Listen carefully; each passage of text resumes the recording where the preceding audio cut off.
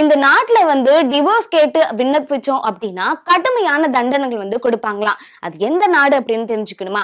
சமீப காலமா திரையுலகிலையும் சரி, கிரிக்கெட் உலகத்திலயும் சரி, அதிகபட்சமா இந்த டிவோர்ஸ் பிரச்சனைகள் வந்து நம்ம கேட்டுட்டு தான் இருக்கோம். இந்த டிவோர்ஸுக்கு வந்து விண்ணப்பிக்கிறாங்க, இந்த ஜீவனாம்சம் கேட்டு விண்ணப்பிக்கிறாங்க அப்படிங்கிற செய்திகள் வந்து அதிக அளவுல வந்து இப்ப நம்ம கேள்விப்பட்டுட்டு இருக்கோம். இவ்வளவு நாள் வாழ்ந்துட்டு இருந்த இந்த திரை பிரபலங்கள் வந்து டிவோர்ஸ் கேட்டு அப்ளை பண்ணிருக்காங்களா, இந்த கிரிக்கெட் வீரர் வந்து டிவோர்ஸ் கேட்டு அப்ளை பண்ணிருக்காங்களா அப்படின்னு சொல்லிட்டு மக்கள் மத்தியில வந்து நிறைய அதிர்ச்சியை வந்து ஏற்படுத்திட்டு இருக்கு.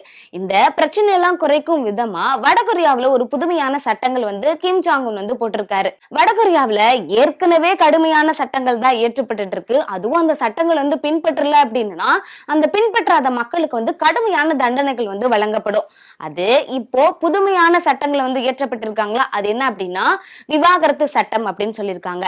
இதுக்கு முன்னாடி இருந்த சட்டங்கள் வந்து என்ன சொல்லுது அப்படின்னா, யாராவது வந்து டிவோர்ஸ் கேட்டு அப்ளை பண்ணாங்க அப்படின்னா அவங்களுக்கு கடுமையான தண்டனைகள் வந்து கொடுக்குவாங்க.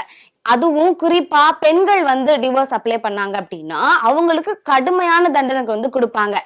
இப்போ விவாகரத்து சட்டம் அப்படின்னு சொல்லிட்டு புதுமையா ஒரு சட்டத்தை வந்து கொடுத்திருக்காங்க. ஏற்கனவே பழைய சட்டங்களும் ரொம்ப கடுமையா தான் இருந்துட்டு இருந்துச்சு. இப்போ புதுசா வேற விவாகரத்து சட்டம் அப்படின்னு சொல்லிட்டு ஒண்ணு ஏற்றப்பட்டிருக்காங்க.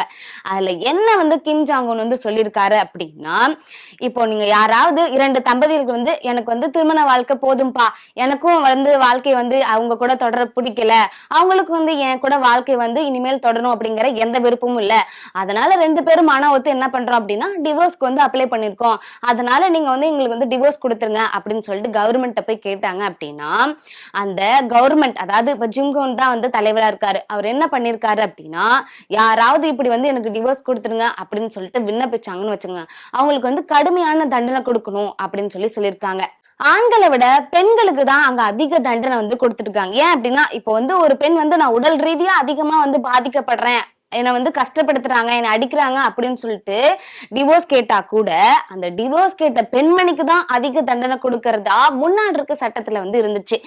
இப்ப இருக்க சட்டத்துல வந்து என்ன சொல்றாங்க அப்படின்னா தம்பதிகள் ரெண்டு பேத்துக்குமே, அதாவது ஆணா இருந்தாலும் சரி பெண்ணா இருந்தாலும் சரி, ரெண்டு பேரு மன ஒத்துழைப்போட டிவோர்ஸ் போய் கேட்டாலும் இந்த கிம் ஜாங் உன் வந்து என்ன சொல்லியிருக்காரு அப்படின்னா, இப்படி விவகாரத்தை கேட்டு விண்ணப்பிக்கும் தம்பதிகள் வந்து தொழிலாளர் முகாம்னு சொல்லிட்டு ஒண்ணு இருக்கு, அங்க வந்து 6 மாதங்களுக்கு வந்து வேலை செய்யணும், அது மட்டும் இல்லாம பெண்கள் வந்து அந்த விவகாரத்தை வந்து அப்ளை செஞ்சிருந்தாங்க, டிவோர்ஸ்க்கு வந்து அப்ளை செஞ்சிருந்தாங்க அப்படின்னா கண்டிப்பா அவங்களுக்கு வந்து 6 மாத காலம் வந்து தொழிலாளர் முகாம் அப்படின்னு சொல்லிட்டு ஒண்ணு இருக்கு, கண்டிப்பா அங்க போய் வந்து அனுப்பணும் அப்படின்னு சொல்லிட்டு புதுசா வந்து சட்டம் கொண்டு வந்திருக்காங்க.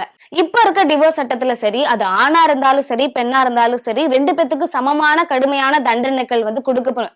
என்ன சட்டம் வந்து முன்னாடி இருந்ததாலும் சரி, இப்ப புதுமையான சட்டங்களா இருந்தாலும் சரி, டிவோர்ஸ் பண்றவங்களுக்கு கடுமையான தண்டனை வந்து வழங்கப்படும்.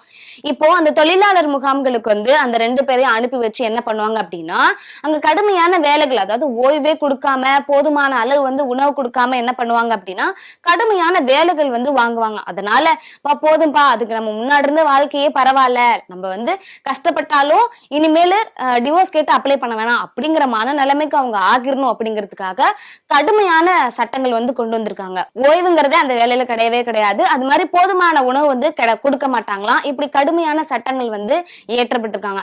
இதுக்கெல்லாம் காரணம் ஏன் அப்படின்னு நம்ம பார்த்தோம் அப்படின்னா, இதுக்கு முன்னாடி இருந்த சட்டங்களையும் இப்படிதான் கடுமையான தண்டனைகள் வந்து கொடுத்துட்டு இருந்தாங்க.